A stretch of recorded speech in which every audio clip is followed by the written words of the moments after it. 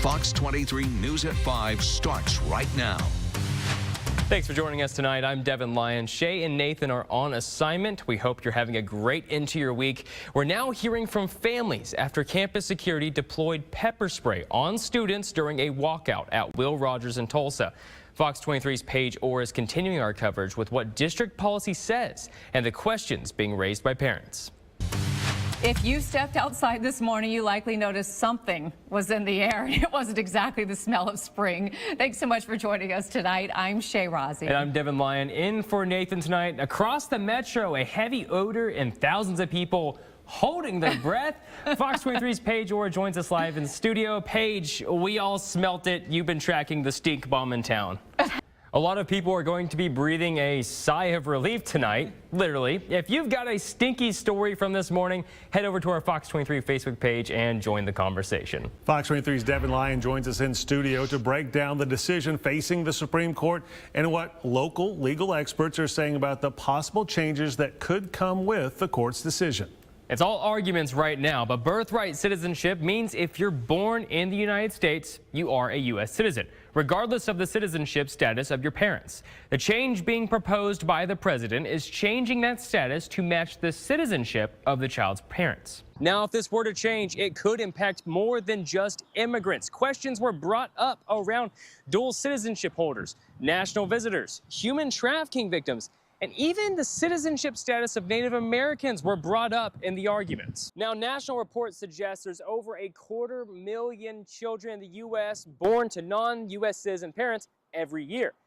New at 5, there are multiple efforts at the state capitol to remove explicit material from public school libraries. Both sides of the state legislature are trying to put more laws in place that prohibit books from being accessible to younger students, but Democrats are pushing back. Happening today, St. Patrick's Day celebrations are set to get underway later this morning in downtown Tulsa. McNally's is preparing for an all-day block party. Fox 23's Bailey Coyle is live in studio. Bailey, there's always a big turnout to this block party. This is all happening through a youth advisory board, and what that's full of is teens, parents, and young adults who are either in or recently gotten out of the foster care system. So here's the big picture. Nationally, for every 100 children entering foster care, there's only about 57 licensed homes available. So here's the goals for that board. Of course, identify what works and what doesn't, and then what changes or improvements can be made. This is anything from foster home placement to even the court system. And then finally, how can they create career pathways for the young people currently in foster care right now? New this morning, we're hearing about a new documentary in progress based on the life of the creator of an iconic childhood character called Strawberry Shortcake. Fox 23's Ian Nickel joins us now after speaking with the director of the film, who has been working nonstop since the project started. Ian? New at 10, the American Heart Association is raising awareness for those struggling with heart conditions. And tonight, they hosted their annual Heart Ball in Tulsa. Fox 23 is a proud sponsor of this event, and evening anchor Shay Rozzi emceed it again this year at the Arvest Business Center. This year's featured survivor is Parker Helmrich. Parker was diagnosed with pulmonary stenosis after he was born and spent almost a year in the hospital undergoing a series of life-saving procedures and ultimately a heart transplant. We spoke to Parker's father about how the family was able to keep pushing forward. Now, the only requirement by law for the state legislature is to pass a balanced state budget by the end of session, but still they file thousands of bills every year. So zoom out with me here. Last year, they filed over 3,200 bills in session of 2025, and just under 500 actually became law. This year, in 2026, they have filed more than 2,600 bills, and more than half of those are on the state house. So what this law does is it changes some of the governing laws over the Oklahoma Turnpike Authority, and also adds requirements on how they submit planned projects to the state, aiming at transparency and further oversight over OTA. The new rules in this bill would require insurance companies to submit their rate changes to the state insurance commissioner at least 60 days before those rate changes were to take effect. But not every bill will take effect. If they didn't pass by Thursday's session, they're considered dead. New at 5, the OSU Center for Health Sciences hosted a tournament today designed to test teams of high school students on their knowledge of anatomy. We're here for the damn boys from Oklahoma, man. What are y'all excited for today? Cross Canadian Rugby. Why? Because I've been listening to them for 20 5 years. I grew up on them. Here for what are you excited for? I need to know. Yeah, we're here for ragweed, man. Here for ragweed? Ragweed. You guys listen to a lot of their music? Yeah. All right. Came for the beer and the fat girls.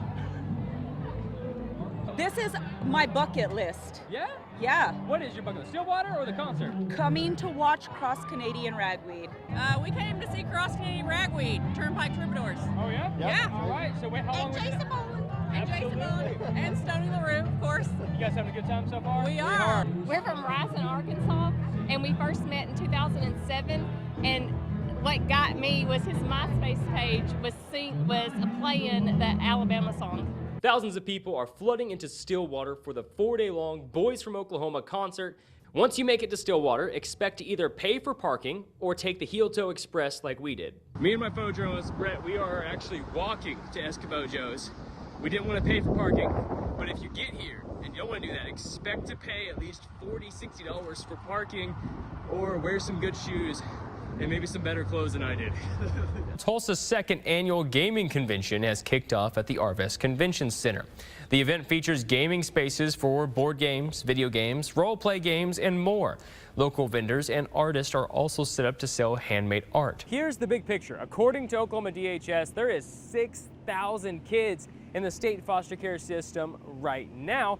Last year, there was over 205 graduate the foster care system at age 18. And we told you that they're working towards several things in this group, including policy reform, strengthening the foster care system, and also developing career pathways for kids and teens still in foster care. Guys, it looks so fun. You know, they had to get me a shark outfit myself.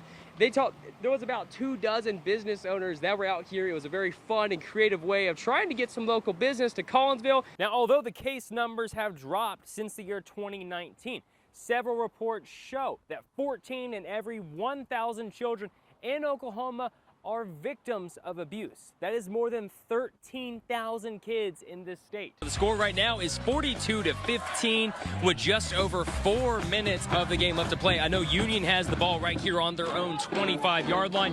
Next week, the Rams will head all the way down to Westmore, and the Redhawks will be back home for their homecoming. The Rams just scored, just right behind me right there.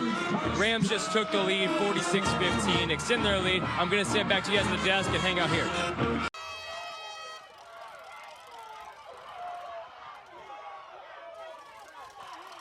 This was the moment State Superintendent Ryan Walters left Carnegie Elementary School in Tulsa and was swarmed by a large group of protesters. Tulsa Public Schools said there would be a small group of elected officials, including the state superintendent at Carnegie Elementary. They were visiting to witness a high-rated literacy program in action at the school. However, due to some of the recent controversial efforts made by Walters and the Board of Education, a large protest gathered outside of the school. What started with a few dozen people grew into well over 200 people. Our country's on fire, our state is leading the way, and we have to stand up now because this is a spiral. Rosemary Avance is one of those protesters. She told me the reason behind the gathering. Many of them were speaking out against his wish to track the immigration and citizenship status of students in Oklahoma for data-based purposes only. He also has made comments saying he would work with Immigration Customs Enforcement and allow raids to happen at schools. We're all here to say that, like, our kids shouldn't be political pawns, and all of us need to come together against fascism, and that's what this is right now in our state. Krista McCombs was another protester. You can see her here pulling her child out of school because of the state superintendent's visit. Several other parents did the same. My son is actually a student. He does really well in this school. Keep religion out of school. Go to church for that. What's the argument that people have? Obviously, this man won't show his face to talk to the parents of the students here. But the state superintendent eventually did exit the school and immediately was swarmed by the protesters.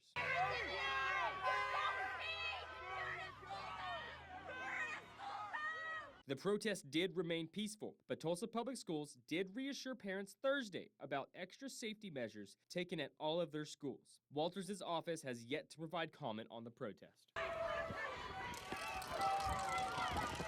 Covering news that matters, Devyn Lyon, Fox 23 News. Fox 23's Devyn Lyon is live in Beggs. Devyn, what are you seeing? Yeah, right now we are just outside the middle school where there is a lot of roof damage to the 6th and 7th grade center building. There is a lot of debris thrown all over the ground. You can see really where the tornado ripped up a lot of that roof. Second quarter now, Muskogee with the ball. Number 10, Kaysen Delgado pass. Avon Golden tips the ball to himself. Doesn't matter, takes it right down the middle. Sets him up for this QB keeper from Delgado. Ruffers touchdown, scores 13-14.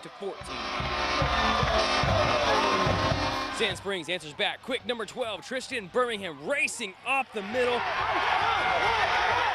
He goes all the way to the end zone. Sandites up again, 21-13. Muskogee trying to tie it up at half. Delgado, quick dump pass here to Coda Barnowski. He pushes, he rumbles all the way to the end zone. That's a touchdown. Ruffers want two, and they'll get it. Delgado out of the pocket, looking. Quick pass to 13, Jamie Beasley. A tie game, knotted up at 21. Get off 46th Street, get off Memorial, come out here and drag race a cop out here at Tulsa Raceway Park. I caught up with a few of the racers who were excited to get the chance to test their vehicles and race a cop. All right, my name is Braden. I drive a 2014 Honda Accord, 6-speed manual. If you think you're faster than me, come race me. This is my 77 El Camino. Has a 350 Vortec in it. We did it as a father-son project, and we got it all dialed in. We're ready to race. Just all the people and the culture, and just meeting new faces and meeting good people. Just a good time. Just a good time. Man, I want to race a car. That's what I'm really excited about. I want to see if I can outrun him. Beat the Heat allowed me to ride along in one of their vehicles as well.